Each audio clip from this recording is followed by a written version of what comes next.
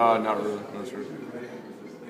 Where were you last year for that game? Did you actually make the trip? Yeah, I did. You were there, okay. I did. So, I guess there's a lot of big plays in that game. I know it's totally different with Mason back there and Murray, and you got different guys on defense. Conley had a couple really big plays, and looked like I think all the touchdowns were out of the red zone. I mean, is there anything you guys take out of that game, you think, or is it just everything entirely different? Yeah, I'm sure there's a lot we take out of it. I'm assuming they have the same D coordinator, so you just study the schemes and stuff, and they have a few guys coming back. In the secondary, I know they do. I think they had a corner who was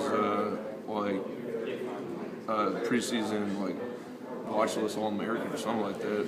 So you can look at last year's game and learn a lot. So yeah, we'll do that. Michael, what do you make of how well the offense has been able to do, even with all the injuries and some turnover? I mean, the numbers are still pretty close to what they were last year. Yeah, I was just saying earlier. I mean, it shows our depth, and it shows just how well our coaches kind of adapt to all the guys going down and changing the game plan up, because that's real important. Because there's going to be minor changes, but they've done a great job of that. I know a lot of the guys talking about playing Nebraska again, but for you, I mean, it's not really necessarily a rematch for you. Are you pretty excited to get a chance to? Yeah, I'm excited about playing them, and it sucked watching last year, but it'll be fun this year. With the receivers, the way Coach Ball's been able to, slide other guys in there when you got hurt, Justin Malcolm. Is there any? I mean, you're in that group, you're with him. Is there any secret to how you do that?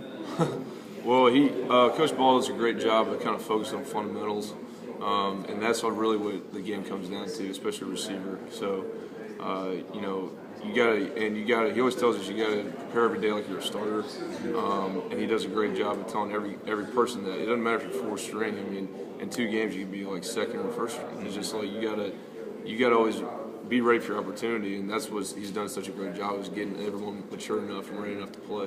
I know you don't have any basis for comparison for what other receiver coaches do, but we've been out there and y'all are doing drills like that time y'all were practicing catching left-handed in the corner of the end zone. Yeah. Is that the kind of thing where y'all are I don't know, did you get here and wonder why you're doing some of these drills, and then later on there was some actual application for it? Oh yeah. I mean, sometimes we'll do some drills and you're like, what the heck are we doing? It's like, this doesn't seem like it's gonna help at all, but everything has a purpose. And like, we're catching balls, he throws them, it skips off the ground, you catch them. Like, when you're gonna catch a ball skipping off the ground, but it's just focus and everything.